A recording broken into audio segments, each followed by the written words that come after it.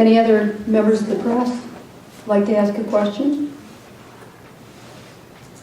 Okay, we'll open it up to questions from the public. Elise?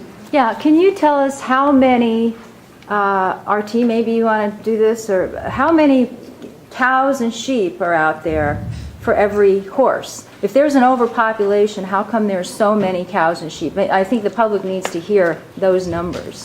Well, I can kind of respond to that. There are an estimated 2 to 3 million head of livestock on public lands.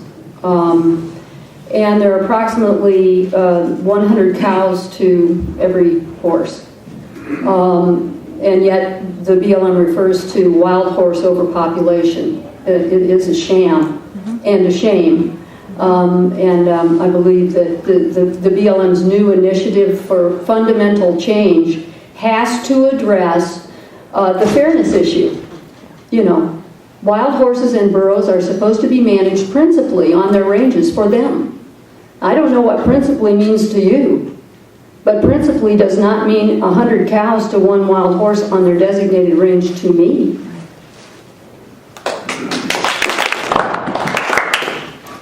So if someone asks us specifically about solutions, I want to, what the numbers really are is we have over 265 million acres that is managed by the BLM.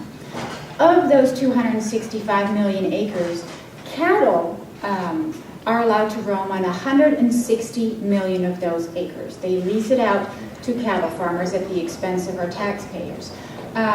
The wild horses used to have 53 million acres of the BLM lands. Since 1971, that has been reduced for all kinds of various bogus reasons to only 26 million acres for the wild horses. That means if a wild horse gets off of those 26 million acres, he's immediately rounded up, sent to an auction, and most likely will end up in slaughter. Those 26 million acres is all our wild horses have left. We have over 40,000 in filthy, disgusting holding pens where the BLM doesn't even spend one dime to give them some shelter from the extreme weather. It's ludicrous. What we want is for the BLM to give them their original acres back. We need 53 million acres.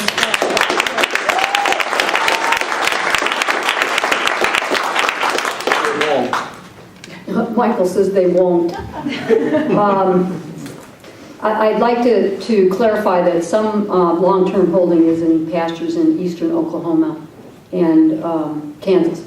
But in my home state of Colorado, we have thousands of horses that are held, as Simone aptly characterizes. They are in a feedlot facility in the Colorado Corrections Facility outside Canyon City. So not only figuratively, but literally, they are prisoners.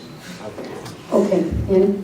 Not that this is a rhetorical question, but let me ask, aren't we being a little short-sighted in not describing the motivation for the BLM to extend beyond cattle grazing interests or protecting cattle grazing interests? Aren't there other interests that are served by taking the horses off the land? Yeah. Like mining interests, like the many oil and gas interests that are publicly listed as major contributors to our congressmen and senators in the United States. That is a primary interest.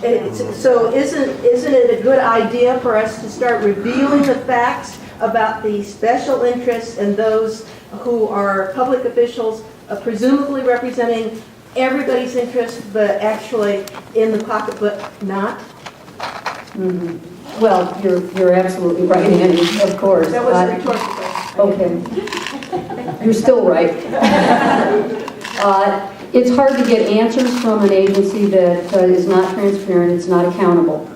And President Obama campaigned on that, and unfortunately, he has an agency that does not adhere to that principle.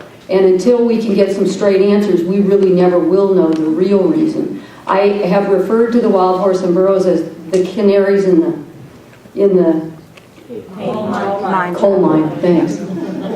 we should say the gold mine, because that's what's going on in Nevada. We do have poisoning of the earth, of course, and fracking and all kinds of stuff, and delivery systems that are draining our waters from northeastern Nevada, which is, I think, the most arid state in the nation. And so there are a lot of underlying causes for this, and it's disingenuous to say it's, you know, one thing or another. They're not coming clean.